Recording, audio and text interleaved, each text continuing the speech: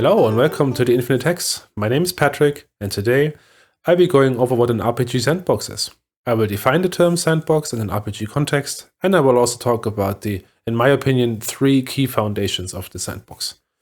After that, I will continue with the role of the players and the GM, some concepts and tools that are used to facilitate play in a sandbox, preparation, some common challenges that a sandbox presents to the GM, and finally, how it is different from an adventure module.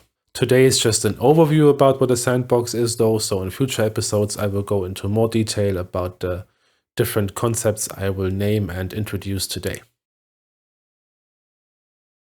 So what is an RPG sandbox? I would say it's an environment which is not defined by a certain background or setting and can therefore easily be adapted to changes within it. Only a few details are being set up beforehand by the GM to supply the players with an initial structure, and a couple of rumors, hooks, story leads to give them something to catch on in the beginning. And the details and intricacies of the world, like governments, religions, noble houses, are all left blank. You don't need that until the players want to interact with that, so you just leave it out. You don't know what the government is because no one wanted to know until now, and if they want to know, then you come up with that. So you can really imagine it like a sandbox for children play in, where only a few bumps and dips exist, but the rest is flat, undefined terrain, and the GM is left some toys and tools for the players to shape and change the world based on their decisions and how they apply these tools. Through the players' actions, the environment will be shaped and changed and develop into a fully fleshed world over time, session by session, decision by decision. They make a decision, you build on that. They play through what you came up with, they make another decision. And at some point, you're going to have an entire region which is fleshed out with noble houses, governments, religions, everything. Next up, let me talk about the 3 foundations of a sandbox. So the points that I will name here are obviously not complete. There is a myriad of foundations and informations and opinions about what a sandbox is. But for me, the following 3 points are the core identity of a RPG sandbox. The first one would be freedom. The players are not limited to a certain scenario, path, or story. They themselves decide what they want to do and which quests, hooks, rumors that you laid out for them they want to follow. The GM does not prepare a story or adventure, but instead populates the world with certain devices like NPCs, factions, rumors, problems, with which the players can then interact, follow, and solve, or ignore. The next foundation would be player agency. What it means is that players make decisions which shape the narrative, the story, and the world. On an adventure path, players don't really have that freedom because if they don't follow the story, then the adventure stalls, and technically, after a certain amount of time, the villain would succeed in what they want to do.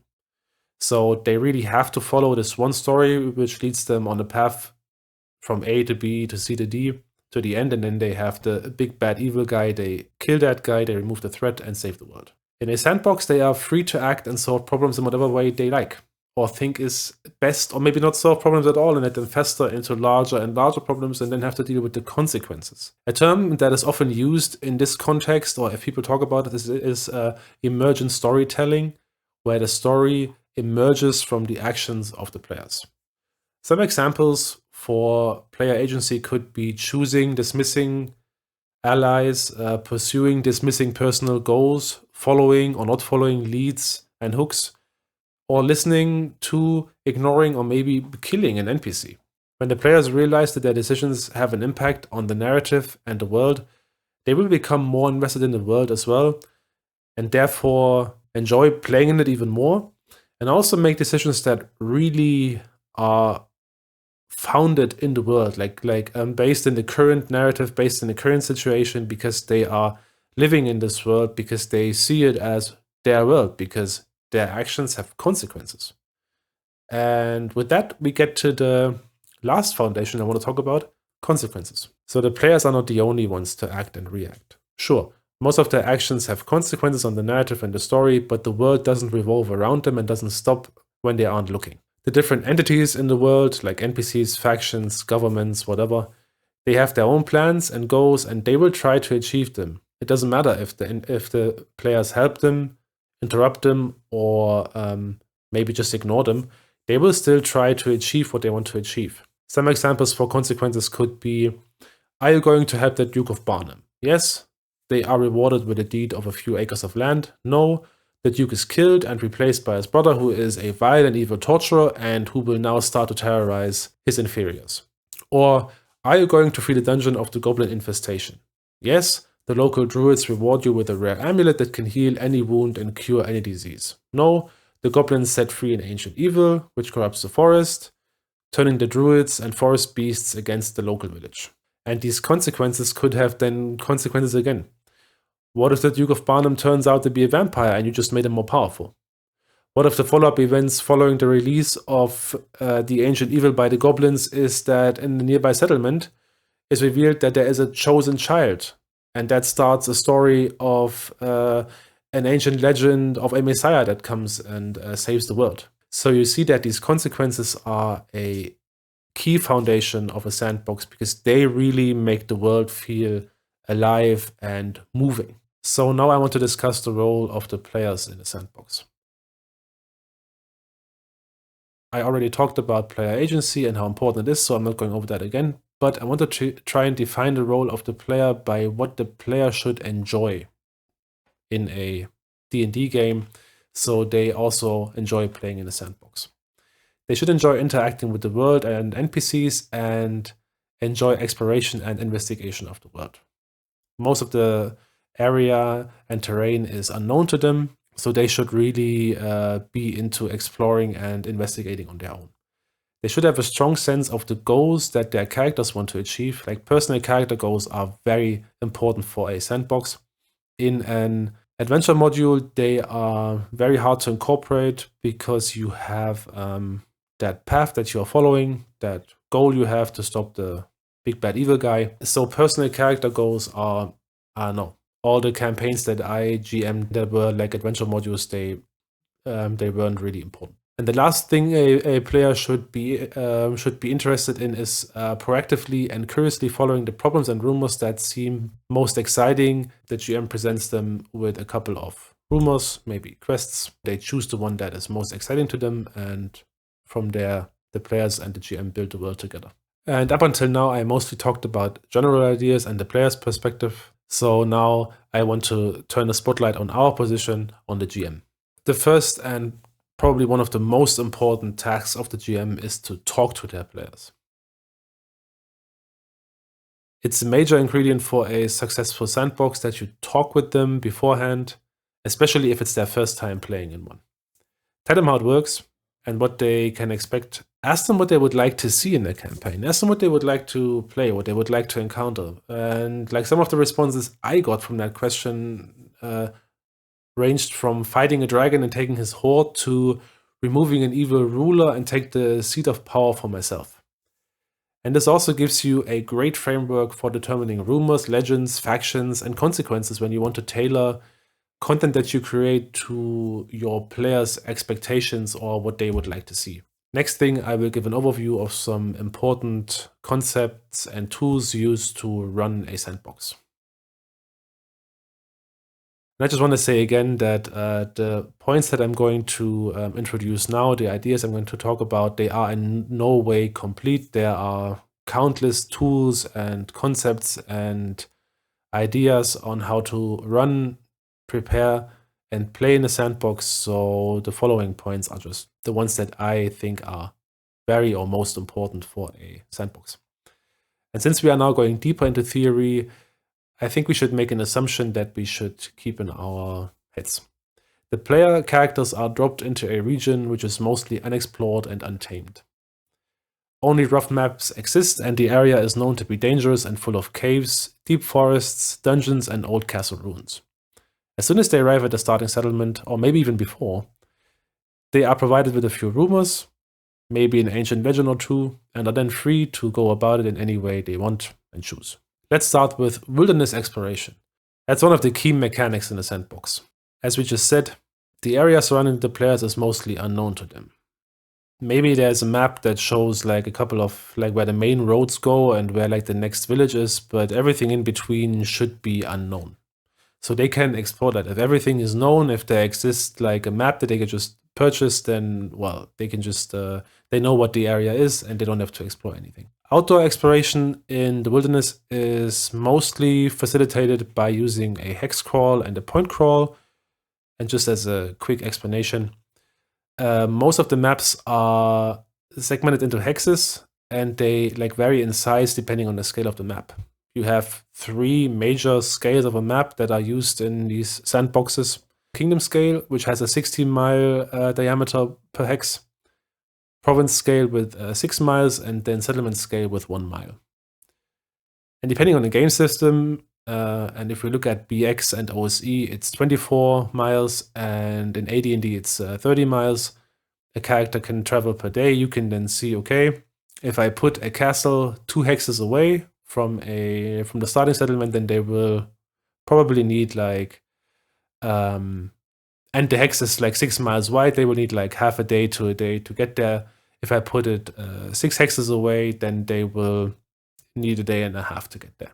And the hex crawl is mostly used for unknown terrain, while a point crawl is used to go from point to point. So if you have a city and another city and a village, then you go just from point to point and it's on the road. And in a point crawl, they usually have like a map as well. The next point would be factions and conflicts. Those are key ingredients for a living sandbox, for a sandbox that feels alive. Factions have their own goals and plans to achieve them, and they supply a great way to embroil the party into a great conflict and introduce them to events of great proportion and significance for the region or maybe even for the world. For example, it feels really great if they help an order of paladins cleanse their shrines in the forest from corruption, because now they can move on because they know the area is now safe and the paladins are in control again, so they can move on to the next city, settlement, whatever region they want to go to. Or if the cleric they helped find a relic turns out to be evil and transform in a lich, they will feel the need to like remedy the situation and restore order to the region. Factions and especially conflicts between factions are super important for a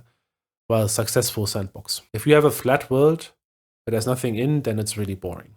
So interesting landscapes and exciting points of interest are very important for a sandbox as well. A well-designed mountainous region or a large forest with obstacles and challenges can be just as interesting and exciting for the players than a set of combat encounters or a rivalry between 2 thieves guilds. I use the term landmark for man-made, dwarven-made, elven-made, whoever made this point of interest, and the term terrain features for natural occurrences like lakes, mountains, hills, whatever. You use landmarks and terrain features to populate your hexes with them, and random determination can really help you in speeding up that process, and there are also a truckload of supplements and tools out there to help you or to aid you in your like general creative process. And in future episodes we will go over some of these tools that I use, and I will show you how I use them and how they help me in generating landmarks and terrain features. Now, in these landmarks and terrains you created, you should place random encounters because they are a great way to make the world feel alive. They can take various shapes and sizes, including combat, social encounters, tracks of a monster, landmarks from the hex key that you have, like from the list of things per hex. You can choose one of those if they have a random encounter. And or maybe you have a special table to introduce some wild or weird elements into your campaign. They are also a great way to come up with elements for your rumors and problems that you want to create. Let me give you some examples. Maybe the orcs they encountered were on their way from or to their lair, and maybe something is in that lair that is really valuable, or someone else wants to have what is in their lair. Who knows? Maybe the noble they encountered on the road, the wheel of his carriage was broken and dislodged. They helped him to get back on track into the next town, will reveal that they are the leader of a group of vigilantes and they need assistance with something. Random encounters are not just combat encounters, they can be anything from social encounters, events, situations, weather as well, and they really help you make the world feel alive and moving, living, breathing. The next point I want to talk about, and we are getting towards the end of the episode, is preparation. So now, after all the ingredients and concepts and things you should know when you run a sandbox, it could feel like that it is an enormous amount of prep work for the GM to do. And my answer would be generally no. But it depends on what type of GM you are and how much experience you have with this kind of campaigns. In a sandbox campaign, the GM is more seen as a facilitator than a storyteller, a story designer. It's more about reacting and building on player choices rather than telling a story. So you can go with the minimalist approach, with the minimalist approach, and follow an article by Chicago Wiz. I will link that in the video description box, which says that you should only design like a small settlement, maybe like 100 to 200 people, and then 3 hexes around that settlement within 1, 2, or 3 days of travel, and that's it. And from there on, you just go and you see what the party is doing, and then you build on that. I would say you could also choose an intermediate approach where you cover maybe half of your starting region, and that region might be 50 by 50, 60 by 60 miles. And then you can either take the stuff that you have created for that region and either place it beforehand or determine randomly during a session what is in which hex. I would not design the entire region. You will waste a lot of time on content that might be never encountered. Though, everything you don't encounter and that the party passes by, you can just take and put that into a table, and then for the next maps you make, for the next areas you make, you can just reuse that content. If they haven't encountered it before, they won't know that. You can also use existing adventures. There is nothing wrong with purchasing an like adventure module and placing that into the story that you're making. Make a rumor that leads to that adventure, and then they can follow that. But don't choose these adventures that bring you from level 1 to 15 or 20, because, well, then you are in that adventure module mode again, and the sandbox is, well, on a break, so to speak, until you come out of that like adventure. So now we only have 2 points left on the list for today, and the first one would be the challenges for the GM. One of the challenges is to balance structure and freedom. Something that's called analysis paralysis can set in, where the players have too many options, unclear goals. Maybe they fear the consequences and do not know what to follow or where to go. You can avoid that by presenting clear and actionable options, especially at the start of the campaign. You can limit options, and you can change yet unknown details to restrict some options, to cut away some options. Players wandering aimlessly can happen as well. They might arrive at a point where they do not know what to do. Maybe they've missed a clue. That would be somewhat bad design of the GM as well. Or they forgot about something. You can use NPCs and rumors to point out opportunities without forcing a direction to get them back on track. An uneven party focus is like one of the problems that I have encountered, where you want to try to engage all the players at the same rate, and it's not that easy. You can try to engage them as a group. You can try to weave their personal goals into some group objectives. That's really fun, and it works surprisingly well. You can encourage collaborative decision making in the group, have them decide in a democratic way. They can just vote what they want to do. Everyone has the same voice. Or maybe make them prioritize personal quests as a group. You know, maybe just say you have like, every one of you has 2 personal goals, 1 personal goal, so just choose one you are following for now. And one more challenge I have encountered during a sandbox campaign would be that you have too little or too much to do. An empty world can be boring, an overcrowded world can be confusing and overwhelming. Try to find a good balance between pre-filled hexes and those whose contents you are deciding on during sessions. It's one of the hardest tasks to find that sweet spot between preparing too little or too much. Use randomly determined encounters, locations, and people to speed up your process and introduce variety. And you can try to compensate missing experience with preparation. And as you gather more experience, you can then do the other way around.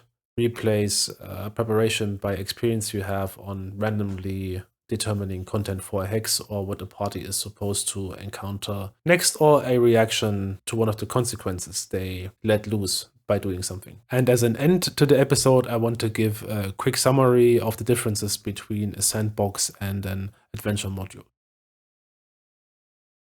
You might think to yourselves that you've seen all of what I talked about tonight in an like adventure module 2. And I hope you did, because concepts like wilderness exploration, factions, rumors, etc. are what makes RPGs fun to play after all. But no, they're not unique to a sandbox, but they are more prevalent here, and there's an emphasis put on them. And just to name a couple of differences between the two styles of play as some kind of summary, you have difference in the narrative structure. It's predefined in an adventure module versus emergent and open-ended in a sandbox, while a module is driven by the narrative and the players are moving within the narrative. In a sandbox, the players define the narrative and with that the evolution of the world around them. There's a difference in player agency. We talked about that before. The GM's role, storyteller versus facilitator. In an like adventure module, the GM tells the story. It's done before the module starts, versus in a sandbox where it is driven by the players and comes to existence through the actions of the players. There is a difference in world design. In a adventure module, the world is focused on events and locations that are like important for the story, versus in a sandbox, it's developed, the world is developed to a certain degree and it's full of points of interest and the freedom to explore them. And the last point would be engagement. While it's driven by the story in an adventure module, it's driven by exploration and the player's decisions and like self-directed goals they have set for their characters and that these characters are going to try and achieve. And that's all I wanted to talk about tonight. First of all, thanks for watching. I think the video has been like 20, 22, 25 minutes. So it's a bit longer. I hope you enjoyed the video. I hope you enjoyed what I had to say about Sandbox. As I said before, it's not a video with great detail, but more meant as an overview about the Sandbox. And in the future episodes, we will go deeper in detail on these concepts and I will explain them further. And then also make videos where we actually make a sandbox and put these concepts into work and see how you actually design and create a RPG sandbox. Thanks for watching. If you enjoyed this episode, then like the video and subscribe to the channel. And I would say see you next time. Bye bye.